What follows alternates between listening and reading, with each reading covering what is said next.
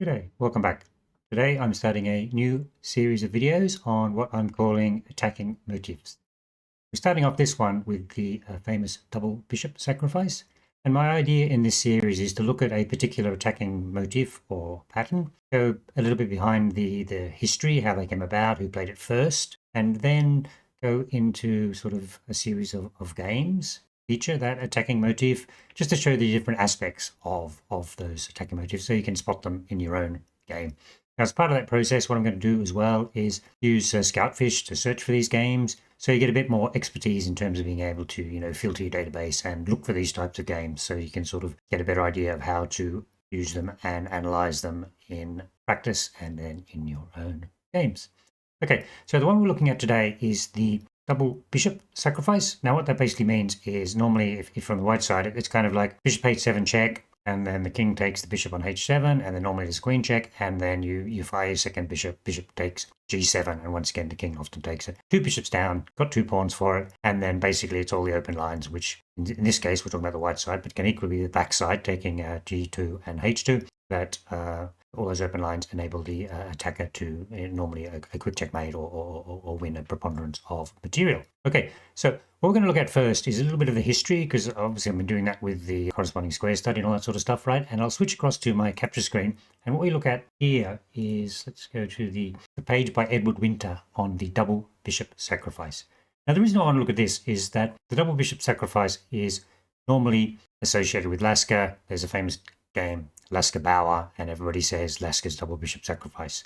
We'll have a read of this and we'll see if we think that's the right naming convention. You can make your own decision. Because what we have here, first of all, is Edward Winter highlights a game between Amos Byrne, a very strong English player, John Owen, kind of well-known, not quite strong player, where he played the double bishop sacrifice from the black side. I've actually got this game in Git vs PC file. We'll go through it later. But I think the point is this is 1884, where John Owen played this. He actually lost the game, but that's not a good thing. But anyway, there is this earlier example. And then apart from, he mentions a few other games here, which are a bit later, but the one I want to look at is actually this one lower down by Cecil de Vere, much stronger English player. And in 1867, he played a game against an amateur, actually black once again. De Vere gave knight odds, and he used the double bishop sacrifice to win. Right, so it's 1867. So I get that you get the sense that this double bishop sacrifice had been around for a while and in the air. And the way Winter kind of talks about it in the end is that, let me just scroll down. Yeah, just this quotation here. Fabrizio Levatarelli says, another school replies, but Lasker was almost certainly unaware of the British games. They were little known until mentioned in the BCM in 2003. Therefore, Lasker was being original in terms of his own understanding of chess, which is quite possible. It's almost like a Darwin and Wallace thing. Maybe both of these people were coming up with the idea at the same sort of time, and they both kind of played it independently and didn't know the other person was there. Just leave that as is. It's quite interesting. As I say, once again, this is another sort of case where Edward Winter and his chess notes really highlight some part of chess history, which is pretty interesting. And then I've also just got here the two pages. Cecil Valentine de Vere. Actually, I think there's a book written about him, The English Morphy. Died very young, but was supposed to be a very strong attacking player. And then John Owen also has his own Wikipedia page, and he's a vicar. So there was this tradition in the 19th century of some of the English players actually being from the church. And Owen, just to show he's not unknown, is John Owen's defense, a chess opening. So answering e4 with b6. Okay, there we go. So you can see that these two players are quite strong in their own right and maybe deserve a little bit of recognition for the so-called Lasker's double bishop sacrifice. Okay, so now close that. What I want to do now is sort of go through the process involved using Scoutfish and so on to come up with a database of games which highlight the double bishop sacrifice. Okay, here we are. I'll go through this quite quickly. We've looked at similar things before, but we'll just have another bit of a quick squeeze at it, right? This is the standard template you can get from the Python chess repository on GitHub. Now, we use Scoutfish in Python chess. I'm using the Caser database, an output file, and then basically the thing is query. I just want to do a big query and find all the games which kind of satisfy the double bishop sacrifice. Now, this hasn't worked perfectly, but it just gives you an idea of the sort of thing you might do. A sequence is one position followed by another position, not especially immediately, right? So what I'm saying here is black would castle, white would play bishop h7, which captures bishop h7, and then a bishop h7 check. Black moves, taking the bishop on h7, which the move king h7 covers. Now, I should have made this a streak, not a sequence, because I've noticed in some positions here that the king takes the bishop, but not straight away for different reasons. And then I also make sure the subfen is actually telling you that the black has a pawn on his g7 square at that point in time, right? And then the next move, or not, doesn't have to be the immediate next move. Then you look for a bishop g7 or bishop g7 check. And then I'm just looking for the ones which were wins by the white side. And then you can flip it to have the sequence for the black player. And then you can flip it again and do ones on the queen side. I think I came up with one game out of the whole thing for that. I think we're going to look at that one. So obviously, same idea. If you castle on the king side, obviously much more difficult. The king has to move across to b1 and all that sort of stuff. So that is the query. You throw it into Scoutfish, just this line here, and then I think you've seen this loop of code before. You just loop through all the games, and the ones which satisfy, you save it to a PGN, right? This one, I've got this extra code for filtering out for top names, but I just took all of the positions which satisfied those conditions, and I came up with 2 PGN files, one for the white pieces with white sacrificing on h7, and then one for the black pieces with black sacrificing on h2. So if we have a look at Skid versus PC over here, I've got another one open here, but let me just open up the... okay, here's all the white ones, right? Now, I've got about 300 games in here, and actually, as I said, probably only 1/4 of these are actual double bishop sacrifices. Other issues going on with those games, and then I've got a similar file for the black one. So although it says 300 games there, you can see the number at the top. Well, you can't see the number at the top. 300 games or so. Probably 100 of them are genuine, or 50 to 100 are genuine double bishop sacrifices. So this is a 4 million game database. So you can see it doesn't actually happen that often, maybe once a year type of thing, and about half as many from the black side. Now, so one thing I found interesting there, although this is not quite all double bishop sacrifices, it's something I haven't shown you before, but it's quite a little interesting tool on Skid versus PC, the ECO browser. Let me just bring that up and you see what it does. This is actually kind of tells you what type of openings usually cause the situation, right? Because obviously you're going to have a probably, not all the time, probably a fianchettoed queenside bishop, and you're going to have your white squared bishop. Don't know, white has played the move f4 to sort of give him the possibility of doing a rook lift. We'll see these. So there's a few patterns you see in the openings. And this ECO browser just gives you an idea of looking through what actually openings do this come from. Let's just go through B, which seems to be the most frequent one. So king's pawn. Okay, let's click on that. Oh, sorry, double clicked, back one level. So king's pawn, B4 and B2. Let's just click on these. You can see all these variations. So actually you can see it comes out of a lot of Sicilian defense lines. So let's have a look at what B2 is. B2 is Sicilian Grand Prix attack. So fianchetto the queenside bishop. And if you've played F4 already, Alapin, the bishop sitting behind on d3, being able to attack h7, closed, double fianchettos, closed. You can see all these variations, right? Let's go back to b4. What variations here? Lots of Taimanovs and cans and so on. And obviously white's setting up a certain way, often with his bishop on d3. Click there. Yeah, lots of Taimanovs. Yeah. So that's the sort of, this is from the white side. And let's go into this d1, which is queen's pawn games. Also happens quite a lot in queen's pawn games. Let's just click on this one, which is Tory attack and so on, and Colle. It's kind of similar to the Alapin in some ways, right? You'll have a bishop behind the pawn chain, and then what about this one, Tarrasch and whatever, right? So as we go through these, you'll see some of these positions look very similar because they've kind of got this similar flavor to them from the very opening. And I thought just a little opportunity to have a look at this ECO browser, Skid versus PC. Okay. So that's to give you a bit of a flavor. So what we're going to do now is that's the full database. What we're going to load up, I've done a selected one. I've got actually 20 games in here, and we're going to go through them one by one. The first 2 games is the Cecil Valentine de Vere one, and the second game is Amos Byrne versus John Owen. So they're the two stem games for this double bishop sacrifice. And then after that, I've basically picked games where there are more famous players. Lasker-Bauer, and then there's Tarrasch. And as we'll go through this, and actually the really nice one at the end is this one by Gukesh when he is competing in the under 11 championship, where he plays the double bishop sacrifice from the black side, which is really quite amazing. Okay, so let's get on to these games. Okay, so let's load up Not Known versus De Vere. Okay, so you can see already that black has given knight odds here, casual game. Let's just quickly sort of go through the game here. It's a center counter. And I think you can safely say that this is quite, I guess black's got to make things quite interesting for the missing piece. Go through these. This is going to be a long video, so we'll just step through these quickly. Now, what we're starting to see here is what I'm going to call the pattern in these positions. So you've already got two bishops staring down, so the knight's blocking it. You have got the possibility of the queen coming out, and you've got the extra piece here already and swing across. So that's the pattern, right? Well, let's start putting these things down. So we need both bishop diagonals active. Next piece to deliver check. And then support pieces later.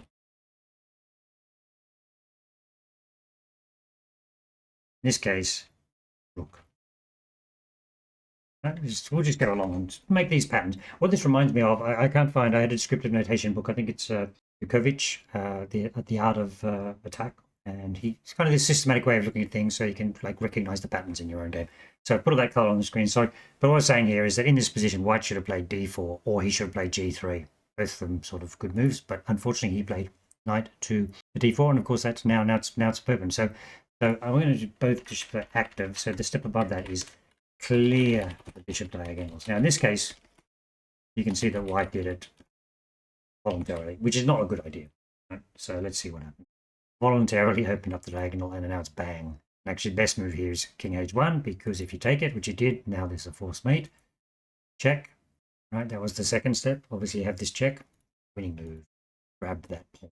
Just open up more lines. Right, and now let's see what happens. So you can take it. But rook check, and only one move. King f3, and then rook e8. So there's another thing here. Cut. King's escape. These are all the sort of tactics you're going to have to think of when you're looking at these things. So that was a key move, right? Because now there's no escape, right? Rook g1, rook g6 check, and it's going to be made very, very soon. He throw pieces in the way, knight and so on. But it's kind of king g2, rook takes f2 mate is what's going to happen in the end. Okay, so that was the first example we have from very, very early on. That's 1867, which is 22 years before Lasker played the same section. Okay. Let's move on to the next game. This is the one which I think is more well known as a precursor. Amos Burns, strong English player. John Owen has said quite a well-known vicar, best player, main vicar. Okay, so I'm not going to go through all these games because this is going to be a very, very long video anyway, right? But we'll just sort of go to this position. So here's the position, and you can see we're doing this from the black side, right? I won't flip it, that's confusing, but black has his bishops lined up. So the first thing he does is clears the bishop diagonal. Okay, right, so now the threat is there. And I think that the problem is that white did not realize the threat was there, so he just took. And then you can see I colored there. So the bishops are active, queen can check on h4 check, and then the rook can slide up, the rook lift. Right, we'll just clear up. Okay, right, so let's see how this goes. Check, takes, check first, pushes back. Take the, that was, go back to in a second. Take the g2 pawn, and then this is I wanted to highlight this game for. So if white takes the bishop, he loses. But what we've got is the fence. We've already got along the 2nd or 7th rank, right? In this case, you can see that black can defend, right? And that's what happens. Let's continue this line. Bishop takes, swings across, but it doesn't help. In fact, white eventually won this game because black couldn't push through the attack. There was a winning line though. We saw it earlier. Winning line is in this position, rather than taking, you actually play bishop to f3. Now what's going on here? If you take it, then now there's going to be no defense along that line. It's all clogged up. Rook lift, and it'll be winning easily. So the various lines are one line is bishop e2, but that's now clogged you up. So now you can take it because there's no second defense. Another line don't work. So actually, that's quite interesting in this. Owen with one if he'd seen bishop f. Okay, so that is the Owen game, which was 1884, 5 years before Lasker. Okay, so now we're getting on to the games which everybody is familiar with. So it's Lasker-Bauer, Amsterdam, 1818. Let's have a look at what's so famous about this game. We'll go quickly to the main position, which is about here. Right, okay, so this gets back to, we'll go back one move. This is position, right? Bishops are lined up, queen's ready, check on h5, and rook left is possible. As I say, this formation, you see it all the time with the rook, with the f-pawn there, providing avenue for the rook. So given that, Lasker wanted to clear the diagonals. So he's obviously, if he read it over the board or had these ideas in his mind, he sees what's going on, clears the diagonals. Black doesn't see it. And now thunder and lightning hits. First of all, we check. Now we regain our piece with check. We grab the other pawn, right? Basically got to be taken, otherwise you can get mated. Not quite time for the rook lift, because if you do the rook lift, then the king can escape. So what we're going to do here is next piece deliver check. One other sort of instruction in here: use queen to corral black king. So let's have a look. So the next really critical move, the only winning move, queen g4 check, and you can see that he couldn't go to that square. So other defenses is squares on g covered. Sometimes actually they're all covered. In this case, only one square is covered, so you check on the other square. Move to. Now the black king has been forced to h-file. Now we do the rook lift, right? Now, so there's going to be no defense on the second rank, 7th rank here, but there can be a defense on the 6th rank. And this is what Al identifies. So blocks there, check, queen in the way, check. And here we are. Now, the funny thing about this is you look at it, well, okay, black's got 2 rooks and a bishop for the queen. If he doesn't get checkmated, he'll be winning. This is where Lasker obviously saw the next bit of the combination, and you can see that. So one of those bishops is dropping. See the continuation bit. We've got that bishop. So now it's basically a rook and a bishop for the queen. There's a lot of weak pawns, and the black king's still exposed.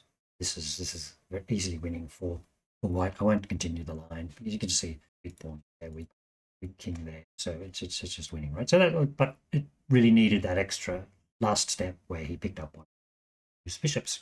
Okay, so that's the famous game Lasker-Bauer. Let's move on. So now the next one is the first black one. This is about 20 years later. Tarrasch does the same thing, but from the black side. So let's have a look at the position we're looking at. So you can see here that there's a couple of things missing at this stage. We don't have a rook lift available, and the bishop diagonal, particularly this one, is quite blocked. So let's see what happens over the next few moves. Queen c2, nothing there. Okay, we get our knight out of the way, grabbing the other knight. And then now we're ready. You can see all these lines, because actually the thing is, if you push the d pawn to d4, then the rook lift is possible. So let's continue the line. Actually, there we go. d4. Everything is ready. The drawing line here, well, probably good enough for draw, or at least holding, is g3. That's the main line. Block those diagonals. At this stage, people didn't have the spidey sense. They weren't even looking for this, I guess. But Tarrasch has probably seen the Lasker game. Obviously, there was a bit of bad blood between those two players, so he's obviously seen the Lasker-Bauer game. And here we go. That was a mistake. Check. Queen follows up, check. All bishop sack. And if you take, you lose. So, but all lines lose here. So let's just do first of all, we'll do the line wasn't played. And once again, you use the queen to position the king on the worst square. And then now we've got the rook lift. And there's nothing to be done here, but actually look at the continuation. There is a line which, obviously this is kind of protecting, and it will continue with the computer line here effectively. You can do the check anyway. Queen's got to take, check, and you look at it. It's 2 pieces and a rook for the queen. White should be winning, but the problem is there's a fork. We pick up one of those pieces, and then it'll be easily won. Okay, so let's go to the other. What I'll put in there: rook lift, cut king escape. Let's put another line in here, supporting final tactic, because we've seen that a couple of times, where obviously we've seen like a loose piece drop off in a couple of situations there, right? And I think that's pretty important. You'll see that far. You go back to, where do we get Nimzovich, also a strong player. Obviously, he played f3 here. He didn't like that, and then the game continuation is just corral the king, knight, check. right? So if you don't take the bishop, then it's going to be a nasty check there. Move up, rook, and see, that's the final problem. The loose queen over here. Tactic, which could be loose piece, skewer on second, 7th rank for queen. There's a couple of things here which give you a bit more of a perspective of what's really going on here. Okay, that was a good game. That was an interesting game. I like that one. Go to another one. This one is from Sweden, 1929. It is Book versus Ingerslev. Position I want to look at. Okay, so the position's already there. So go back one move. So you can see the bishops are lined up. The rook has already been lifted, and the queen can check on h5. So he just gets the knight out of the way. I mean, look at that, just jumping into free space, right? It's taken, and then now bang. Check. Bang. Taking it. There's not much to do. In fact, the rook's already there, so we can do rook g3, check, king across, and rook e1. Once again, I'm just highlighting, we've already described that tactic, using another piece to cut the king off, and there's no defense to the mate moves. Continuation, bishop takes d2, queen f3, check, put bishop in the way. Mate. So that was quite interesting. You see this familiar pattern. Okay, so Rasmussen Pukkanen, Helsinki, 1933. Have a look what we're looking at here. Okay, so at the moment, kind of lining up. Bishops are active, but the diagonal's blocked at the moment. Queen can check on h5, and the rook can lift nicely once again behind this already advanced f pawn. So this is why a lot of these, Grand Prix attacks and so on have this situation. Okay, we've just opened up the diagonal. A couple of lines, but anyway. Black did not realize the risk, so we check again. Check here once again. The g5 square is covered, so you've got to check on g4. Rook lift. Here we go. So here's the very, very standard way of doing it. Now, the best defense I'm just showing there is actually queen to d8, when obviously you're gonna lose a queen and a bishop to stop the checkmate. So that doesn't really help that much. Give the material balance. What was actually played was knight f6, thinking to block a different way. At rook h3 check. At h7. Well, you can see there's no last move. I mean, there's no defense. That knight cannot be defended, and it's going to be checkmate. So, yep, that's just very, very sort of standard way of seeing it. Let's move on to another fairly famous one here, Koltanowski versus Defos from Belgium, 1936. I think Koltanowski is pretty well known. Have a look at the position which has been building up. In fact, you look at here, just in case, it looks like White wanted to keep his bishop, make it less easy for it to exchange. So he's used the tempo gain against the queen to get his bishop away, but actually didn't make much difference. Okay, so now I've marked these up a little bit more the way I wanted to. Red means the bishops are active, diagonals are open. The queen can check on h5, and the rook lift here is a little bit different. It's on d4 square. Let's see how this goes in practice. Check, check. Take again. Push the king across, lift your other rook, and then there's a few defenses here, but it doesn't really help. I mean, game continuation was bishop h2 check, but that proves nothing, right? It's just that's rook and a bishop for a queen, and of course, totally winning. Okay, that was quite nice, quite neat.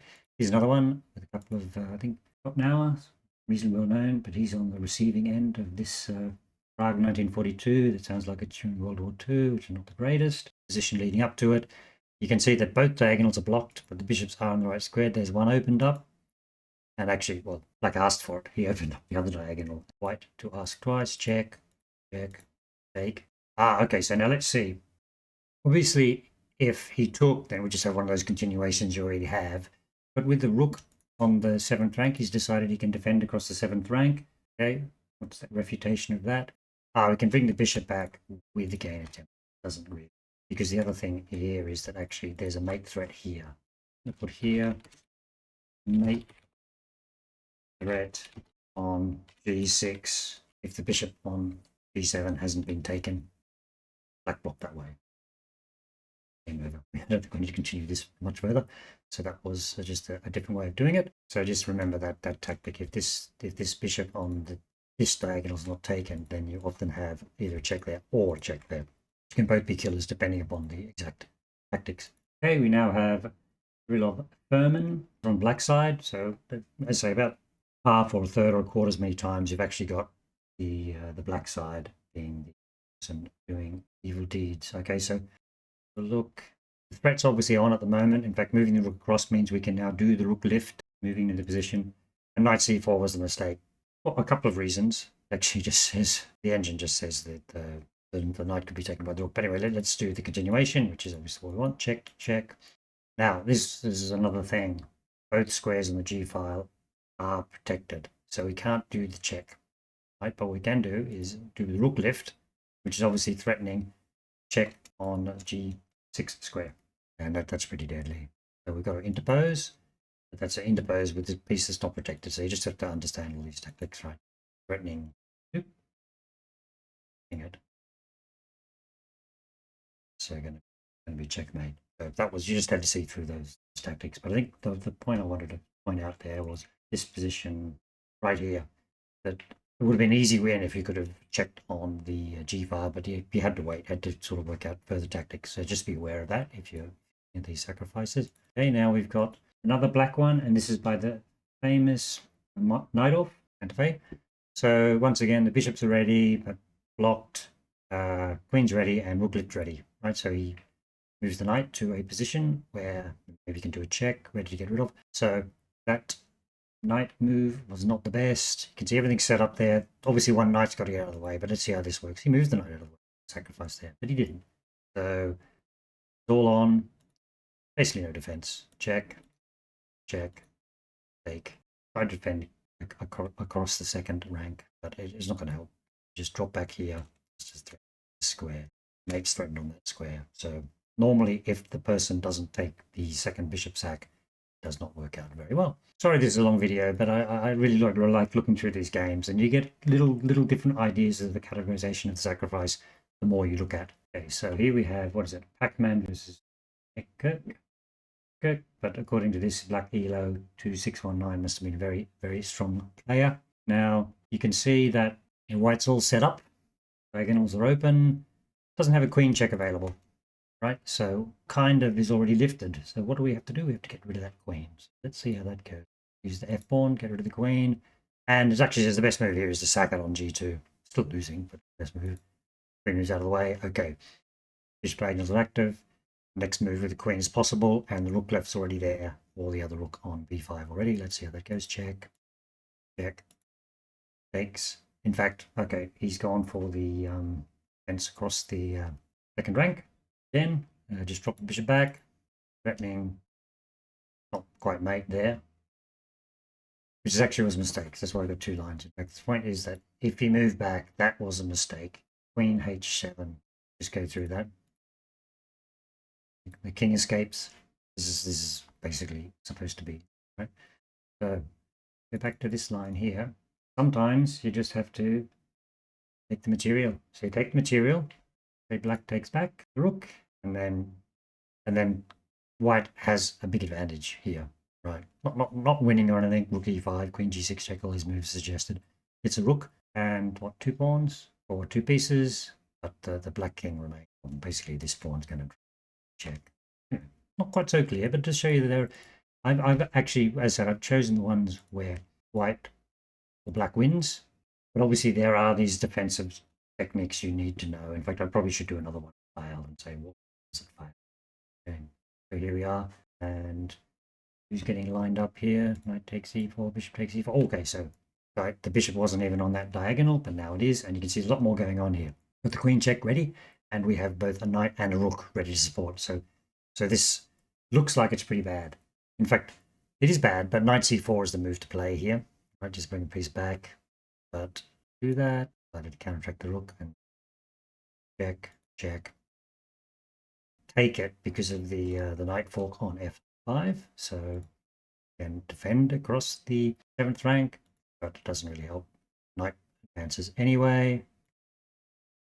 And there's various winning moves. 6, obviously, there's going to be must just go and check. Can't do anything at all. Queen takes f5 is actually given as the best move. So, which will be, the knight will go and the bishop will go, but then the bishop will go. White will be position out for those loose pieces. Okay, now this one we have Guzman versus Meshnikov, and Meshnikov is on the receiving end of it. Let's just have a look at a few moves beforehand. Okay, so the white bishops are lined up, the queen's ready, the rook's liftable, moves the knight in there. Okay, takes. That takes the the knight away as a defender, check, take, check, position the king. Remember that technique. And now rook f3, and that's it. The best move according to the engine is queen takes f4. Shows you how bad the position is. I mean, otherwise it's going to be so. That's a very sort of standard one. Hopefully you're getting a good sense of how these things work. Okay, now we've got one by the great Time Arnold. A couple of moves before and see what we're looking at. Bishops are lined up, queen's ready. There's no rook lift available, but I said extra piece. So what we're going to do here is rook lift. This one again later. Pawn on g5. Somewhere around there can actually be very, very useful. Let's see what happens. Okay, that was kind of a nothing move. Spidey sense, definitely not going. Check. Take again. Check. This queen check. Always position the king most unfavorably before you do anything. And now we break through a g6 threatening mate already. So knight f6 defends, and then this killer move rook g1 because it's discovered checks and all sorts of things. Like those queen takes d5, and actually at g7 is the coup de grace. Right? There's no avoiding h8 or on other squares or queening on f8 or whatever. Right. So that was a different sort of way of winning. We saw there having it, the supporting piece was a pawn. Okay, here's another quite famous one. Great English Grandmaster Miles against Walter Brown. Have a look. Okay, just go back a move or two. Okay, Miles Castle will just get his king out of the way, so there's no fun games. Rook move. Should have done something at that stage to stop it. Didn't do it. Bishop's lined up. Rook lift possible. Queen check possible. Let's see how this goes. Check. Take. Check. King in the corner. Now this is quite important to have that extra positioning. Rook c3 actually doesn't work because of f6 and the defense across the 7th rank. So we've got to prevent that, and the way to prevent it is check here. You can see now rook c4, and this pawn can't move. That's it. So that's another important thing. Let's put this in here. You saw that in the original one. Block f pawn. Quite interesting. Now the end of that game. Okay, Gary. Let's see what he did. This was a bit unusual, this one, but we included it anyway. Okay, bishops are ready, queen's ready, knights possibly ready, rook's ready. Right, everything's so open up the diagonal. I'd like to see. Takes. Takes d5, and yeah, okay. It's bishop takes h7 is one of the lines. It says Kasparov's up. Have a look at that. In fact, so this is a bit of an R one. He's actually regained a piece already, right? So it's not quite the sort of amazing sacrifice. Here goes second sack. Knight comes in. Queen checks. The game's not over immediately, but you know you're not going to survive in that position against Kasparov 1983 on his way to beating Karpov. So that was just a bit different. Sometimes you can see that this whole tactic, you know, maybe pick up another piece, another supporting tactic there. Okay, I include this one because Walter Brown, he got toasted last time, but he obviously remembered. Oh, look, bishop's lined up. Queen's not quite ready yet. Okay, now the queen can't do much about that. Check, check, take, check, and killer move here.